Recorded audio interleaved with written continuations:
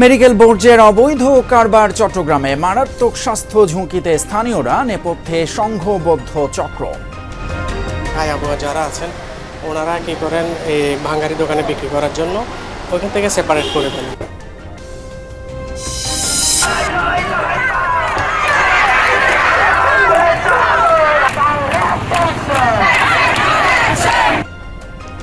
খাগড়াছড়িতে Marma school ছাত্রী ধর্ষণের প্রতিবাদে সড়ক অবরোধ, বিক্ষোভ, নারীদের নিরাপত্তা নিশ্চিতের দাবি।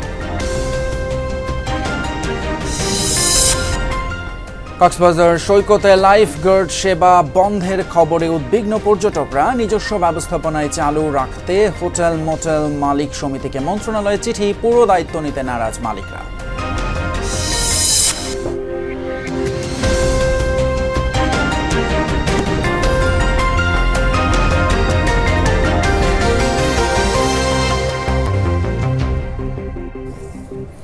এতক্ষণ শিরোনামগুলো দেখছিলেন আর আপনাদের সঙ্গে আছি আমি ফয়সাল তিতুমির। এবারে বিস্তারিত।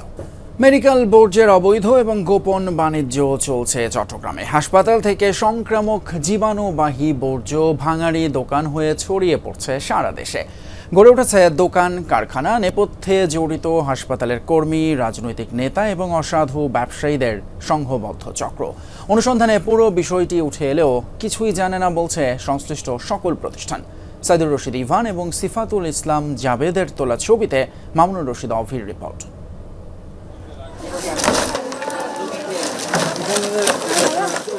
রোগীদের ব্যবহৃত স্যালাইন, ইনজেকশন, রক্তমাখা গজ, খাবার সহ সংগৃহীত সব বর্জ্য মজুতখানায় নিচ্ছেন এই ward boy. Chittagong medical college হাসপাতালে প্রতিদিন গড়ে 4 থেকে 5 টন বর্জ্য তৈরি হয়, যার 20 থেকে 30% সংক্রামক জীবাণুবাহী। ওয়ার্ড পরিষ্কারের পরে একসাথে করার পরে আমরা এরকম টলি দিয়ে নিয়ে ওইখানে ফালা দিয়ে আসি। মজুতখানায় ঢুকে দেখা গেল ফেলে দেয়া বর্জ্যের কিছু অংশ বিক্রির জন্য বাছাই করছেন এই পরিচ্ছন্ন কর্মী।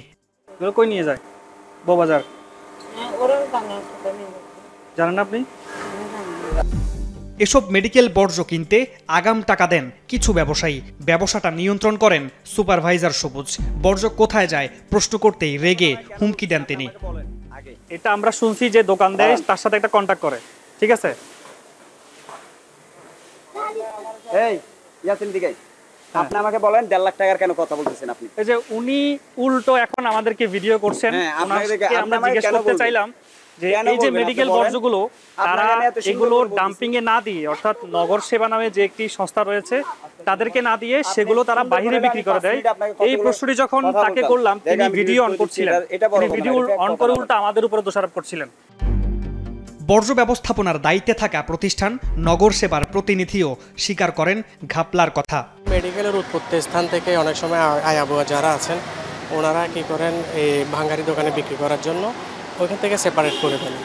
তো সেই চোখে আমরা যখন স্পটলি যখন কাজ করতে যাই তখন কিন্তু এই ময়লাগুলো পাই না। চিকিৎসা বর্জ্য ব্যবস্থাপনা ও প্রক্রিয়াজাতকরণ বিধিমালায় এসব বর্জ্য আলাদা মজুদ, পরিবহন ও ধ্বংসের বিধান থাকলেও তা উপেক্ষিত। মৃত্যু ঝুঁকি থাকবে। এই সিরিঞ্জ দিয়ে যখন ধরো ওখানে ব্যাকটেরিয়া আছে, এটা আমি যখন ঢুকাবো তখন তো ব্যাকটেরিয়া পুশ করলাম।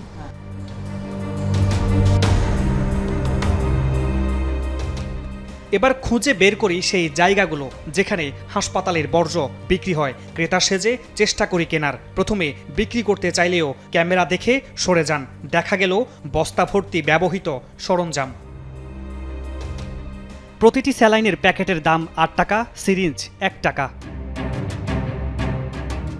চট্টগ্রাম শহরে চকবাজার, বগারবিল ও বাকলিয়া এক্সেস রোড সহ বিভিন্ন এলাকায় এমন আরও 100-রও বেশি দোকান খুঁজে পাই আমরা, যারা বর্জ্য কেনে মেশিনে গুঁড়ো করে প্যাকেট করে। কাঁচামাল হিসেবে তা কিনে নেন ব্যবসায়ীরা। বেশি যায় ঢাকায়। এগুলো তো আমরা প্রসেসিং জানি না, ঠিক আছে?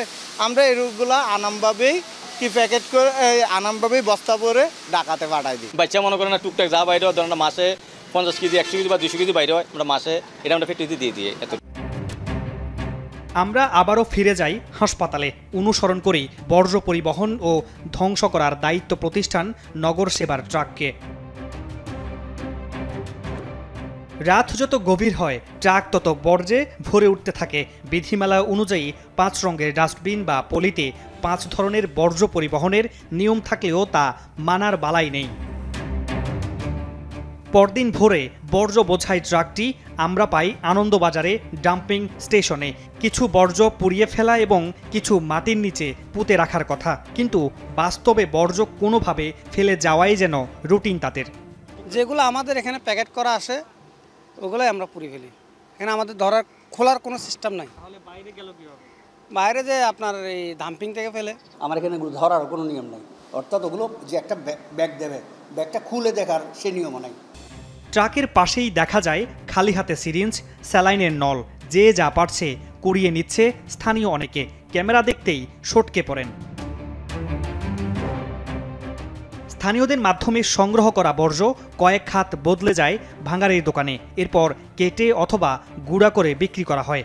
এখন পুরো ব্যবসাটা নিয়ন্ত্রণ করছেন আইয়ুব ও তৈয়ুব নামে কৃষক দলের স্থানীয় 2 নেতা। সিরিজ তো মনে করেন আমরা এভারেজ মাল কিনি, মালের লগে তো আসবেই এক কান দিয়ে, এটি তো আমরা ফালাই দিতে পারবো না। 1 কেজি মাল আমরা 60 টাকা, 50 টাকা 60 টাকা কিনি। এগুলা দিয়ে আবার এরকম ডিব্বা ডিব্বা তৈরি হইব, বাড়ি টাড়ি। সংশ্লিষ্ট কর্তৃপক্ষের নজরদারি নেই, আর পরিবেশ অধিদপ্তর ও কলকারখানা জানেই না মেডিকেল বর্জ্য বাণিজ্যের কথা। এগুলো বিক্রি করার প্রশ্নই ওঠে না, এবং এগুলো যারা কিনতেছে তারা এগুলো কেন কিনতেছে সেটা কিন্তু আমার বোধগম্য নয়। এখন যেহেতু এটা আমার নোটিশ আছে, এটা এখন আমি তদারকি করব এবং তদারকি করে যারা এই সমস্ত কাজের সাথে জড়িত তাদেরকে আমি পানিশমেন্ট দেব। টোকাইগুলার আসলে কোনো বেজ নেই, তারা তাদের মতোই কাজ করে যায়। বকা দিলে, চিল্লাইলে ওদের সাথে চিল্লানো যায় না। আমি যখন ওখানে গার্ড দিছি, আমার গার্ড তো লাঠি নিয়ে তাকে ছুরি টুরি দেখাইছে, ধাক্কায় ওখান থেকে বের করে দিছে। মেডিকেল বর্জ্যটা ইউজ কিভাবে হবে, কোন রকম হবে, এটা আমার আইন অনুযায়ী যতটুকু অথরিটি আমি সর্বোচ্চ প্রয়োগ করব। চট্টগ্রাম মেডিকেল সহ 287টি সরকারি বেসরকারি হাসপাতাল, ক্লিনিক ও ডায়াগনস্টিক সেন্টারে দিনে তৈরি হওয়া বর্জ্যের পরিমাণ প্রায় 8 থেকে 10 টন। নিয়ম আছে, পথ আছে, শুধু দায়িত্ববোধ নেই। যাদের দেখার কথা তারা দেখেও যেন দেখছেন না। আর এই সুযোগে হাসপাতালের এসব বর্জ্যগুলো হয়ে উঠছে কিছু মানুষের আয়ের সহজ পথ, যা সংক্রমণ ছড়িয়ে দিতে পারে সবার মাঝে। মামুন রশিদ অভি, যমুনা নিউজ, চট্টগ্রাম। পার্বত্য চট্টগ্রামে নারী নিপীড়ন বিরোধী এবং বিচারের দাবিতে যুগ্ম ছাত্র জনতার ব্যানারে মহাসমাবেশ হয়েছে খাগড়াছড়িতে। দুপুরে জেলা শহরের চেঙ্গিস স্কোয়ারে এই সমাবেশ অনুষ্ঠিত হয়। এ সময় চেঙ্গিস স্কোয়ার মোড়ের সবকটি সড়ক বন্ধ করে দেয় যুগ্ম ছাত্র জনতা। সমাবেশ থেকে পার্বত্য চট্টগ্রামে পাহাড়ি নারীদের অব্যাহত নিপীড়নের প্রতিবাদ জানান বক্তারা। অবিলম্বে পাহাড়ে সংঘটিত নারী নিপীড়নের ঘটনায় জড়িতদের বিচারের আওতায় আনার পাশাপাশি নারীদের নিরাপত্তা নিশ্চিত করার দাবি জানিয়েছেন। সমাবেশের এক পর্যায়ে সেনাবাহিনীর গাড়ি দেখে ক্ষোভ জানায় বিক্ষোভকারীরা। এর আগে গত মঙ্গলবার রাতে জেলা সদরের সিঙ্গিনালা এলাকায় এক মারমা শিক্ষার্থীকে ধর্ষণের অভিযোগ এনে এর প্রতিবাদে যুগ্ম ছাত্র জনতার ব্যানারে বিক্ষোভ শুরু হয় এবং আধা বেলার সড়ক অবরোধ কর্মসূচি পালন করেন তারা।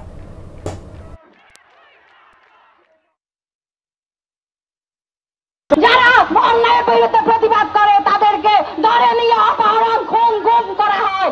আমরা পার্বত্য চট্টগ্রামে দর্শনের মতো ঘটনা আর ঘটতে দিতে চাই না।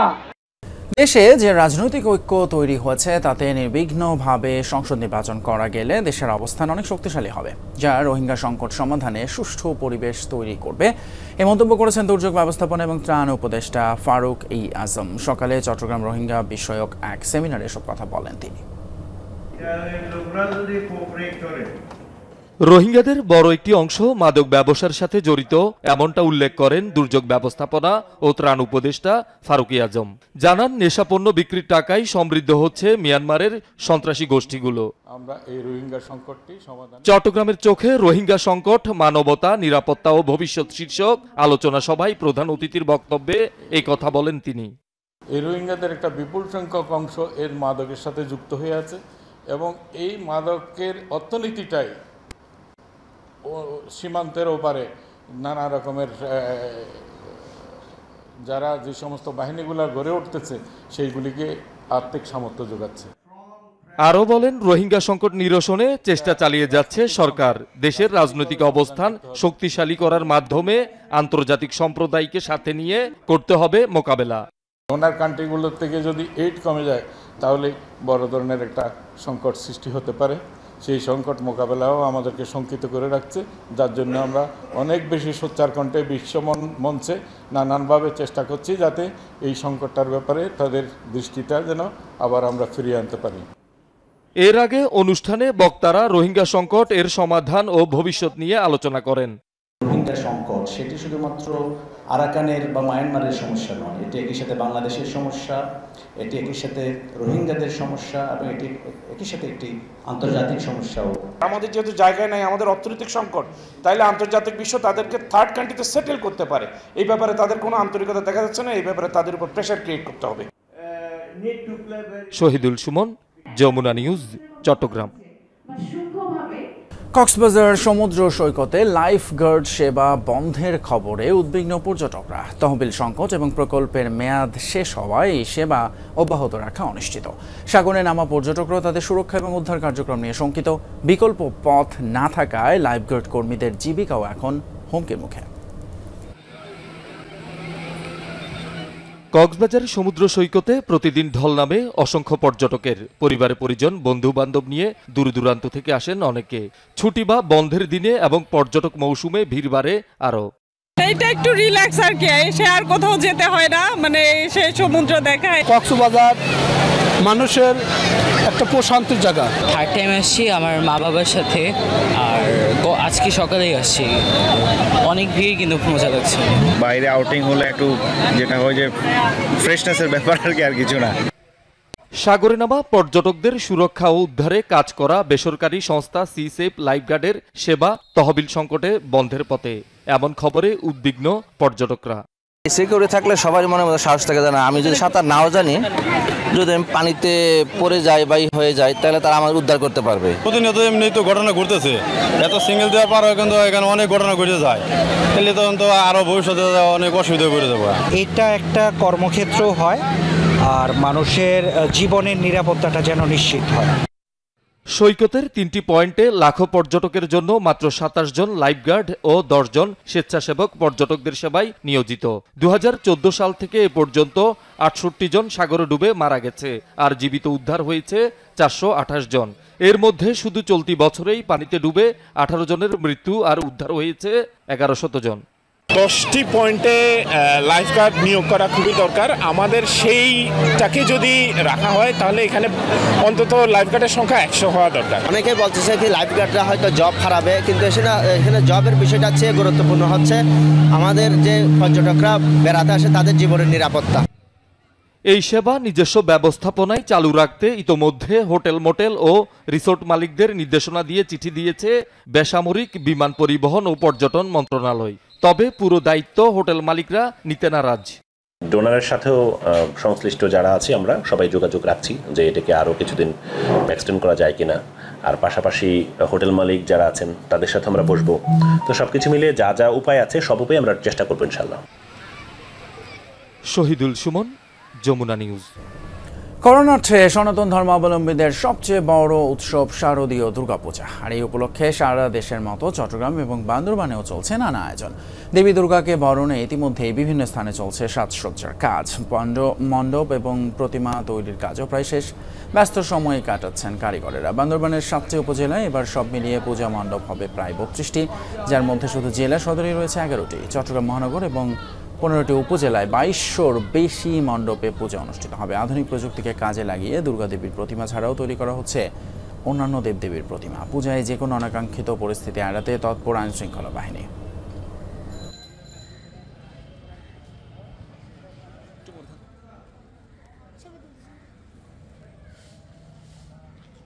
পূজার প্রস্তুতির আরও খবরাখবর জানবো আমাদের সহকর্মীদের কাছ থেকে। প্রথমে যাচ্ছি চট্টগ্রামে, সেখান থেকে যুক্ত হচ্ছেন সহকর্মী মামুনুর রশিদ অভি। চট্টগ্রামে কি অবস্থা দেখছেন? সাজসজ্জার কাজ কতটুকু এগুলো মানুষের মধ্যে আসলে উৎসাহ, উদ্দীপনা, উৎসব মুখর তো নিশ্চয়ই আছে, একটু বিস্তারিত বলবেন। ফয়সাল, একদিন পরেই পুজো শুরু, অর্থাৎ এই পুজোকে কেন্দ্র করে কিন্তু যারা সনাতনী ধর্মাবলম্বী মানুষ রয়েছেন তাদের মধ্যে আমরা দেখেছি একেবারে উৎসাহ উদ্দীপনা কাজ করছে, কারণ এক বছর পর তাদের এই যে সবচেয়ে বড় যে উৎসবটি বলা হয় শারদীয় দুর্গা উৎসব, এটির জন্য মানুষজন অপেক্ষা করে থাকেন। সেই অপেক্ষার অবসান একেবারেই শেষের দিকে, অর্থাৎ আগামী পরশু থেকে ষষ্ঠীর মধ্য দিয়ে তাদের শারদীয় দুর্গা উৎসবের যে আনুষ্ঠানিকতা সেটি শুরু হবে। এবং এবছর কিন্তু আমরা দেখেছি চট্টগ্রাম মহানগরের মধ্যে যে সমস্ত পূজা মণ্ডপগুলো রয়েছে সেটি একেবারেই জাঁকজমকপূর্ণভাবে বিভিন্নভাবে সেগুলো সাজানো হয়েছে, বিভিন্ন থিম দিয়ে সেগুলো সাজানো হয়েছে এবং মানুষজন এই জিনিসগুলোর প্রতি অনেক বেশি আকৃষ্ট হচ্ছেন। দর্শনার্থী থেকে শুরু করে যারা সনাতন ধর্মাবলম্বী রয়েছেন তারা তো বটেই, সকলেই এই জিনিসগুলোর প্রতি আকৃষ্ট হচ্ছেন। তারা আসছেন, প্রতিটি মণ্ডপ ঘুরে তারা দেখার চেষ্টা করছেন এবং এই পুজোকে কেন্দ্র করে কিন্তু চট্টগ্রামে এবারে বিভিন্নভাবে নিরাপত্তা ব্যবস্থাও রাখা হয়েছে এবং প্রায় 2200-রও বেশি মহানগর এবং উপজেলা মিলিয়ে পুজো মণ্ডপ রয়েছে, যেখানে 356টি অধিক গুরুত্বপূর্ণ মণ্ডপ, যেই জায়গাগুলোতে সেখানে বিভিন্ন ধরনের সিসি ক্যামেরা বসানো হয়েছে যাতে কোনো ধরনের অপ্রীতিকর ঘটনা না ঘটে। সেই বিষয়গুলো একেবারেই মনিটরিং করা হবে আইন শৃঙ্খলা রক্ষাকারী বাহিনীর পক্ষ থেকে। এবং আমরা দেখেছি এই গতবারের মতো এই বছরও একেবারে যে সার্বিক নিরাপত্তার বিষয়টি সেটি মাথায় রেখে কিন্তু প্রতিটি মণ্ডপেই নিরাপত্তার বিষয়টি বৃদ্ধি করা হয়েছে। এবং সনাতন ধর্মাবলম্বীরা বলছিলেন যে এই যে একটি পুজো আগামী যে বাংলাদেশ বিনির্মাণের ক্ষেত্রে কাঁধে কাঁধ মিলিয়ে অসাম্প্রদায়িক দেশ গড়ার জন্য সকলেই কণ্ঠেই এই বার্তাটি রয়েছে এবং সবকিছু মিলিয়ে বলা যায় একেবারেই সার্বিক কাজ তাদের শেষ হয়েছে। এখন প্রতিটি মণ্ডপ সব সাজানো হয়েছে, অর্থাৎ একদিন পরে কিন্তু পুজো আনুষ্ঠানিকভাবে শুরু হবে। তিতুমির, অনেক ধন্যবাদ আপনাকে। চট্টগ্রাম থেকে জানাচ্ছিলেন শারদীয় দুর্গোৎসবের খবর। এবারে আমরা একটু আরো জানতে যাব বান্দরবানে। সেখান থেকে যুক্ত হচ্ছেন আমাদের সহকর্মী বাটিং মার্মা। বাটিং, বান্দরবানের নিরাপত্তা ব্যবস্থা কেমন দেখছেন? পূজা উদযাপন পরিষদ কি বলছে, একটু বিস্তারিত জানাবেন। হ্যাঁ তিতুমির, আসছে আগামী 28 তারিখ এই রাজার মাঠে শারদীয় দুর্গা পূজার যে শুভ উদ্বোধন হবে, তো এখন মূলত প্রস্তুতি চলছে এই রাজার মাঠে। এটি আপনার বাংলাদেশের যদি বলি দক্ষিণ চট্টগ্রামে সবচেয়ে বড় যে পূজা মণ্ডপের একটি হচ্ছে এই বান্দরবন। এখানে আপনার এই যে আমি ঘুরে দেখাচ্ছি, বেশ সুন্দর করে সাজসজ্জা চলতেছে, এখনও সাজসজ্জার এখনও সম্পূর্ণ হয় নাই, তবে তারা আগামী 28 তারিখের মধ্যে এই কাজগুলি সম্পন্ন হবে। এবং যদি বলি যে নিরাপত্তার জন্য পুলিশ সর্বক্ষণ পাহারায় আছেন, এই ভিতরে কাজ চলছে, ওখানে পুলিশের পাহারায় আছেন, চারিদিকে আইন শৃঙ্খলা রক্ষাকারী বাহিনীর যে পাহারা দিচ্ছেন সাদা পোশাকেও আছে। মোটামুটি বান্দরবানের সার্বিক পরিস্থিতি বলে যে এখানে কোনো নিরাপত্তা নিয়ে কোনো হুমকি নেই, বেশ সুন্দরভাবে জাঁকজমকভাবে চলছে। এবং এবারে কিন্তু আপনার দুর্গা দেবী আসবেন, হাতি চড়ে আসবেন এবং দোলায় চড়ে তিনি প্রস্থান করবেন। আগামী বৃহস্পতিবারে এই দুর্গাপূজাকে শঙ্খ নদীতে বিসর্জনের মধ্য দিয়ে এই শারদীয় দুর্গা উৎসবের সমাপ্তি হবে এবং এই দুর্গা উৎসবের দেশ ও জাতির মঙ্গল কামনায় তারা কিন্তু সমবেদনা প্রার্থনা করবেন। ষষ্ঠী, সপ্তমী, অষ্টমীর পর প্রতিদিনেই এই পূজা পার্বণ থাকবে, তাদের আয়োজনে থাকছে এই দেশ ও জাতির মঙ্গল কামনায়। তিতুমির, অসংখ্য ধন্যবাদ বাটিং মার্মা, বান্দরবান থেকে আমাদের জানালেন সেখানকার শারদীয় দুর্গোৎসবের খবর। দর্শকের সঙ্গে শেষ করছি আমাদের আজকে চট্টগ্রাম। এতক্ষণ সাথে থাকার জন্য ধন্যবাদ আপনাদের সবাইকে।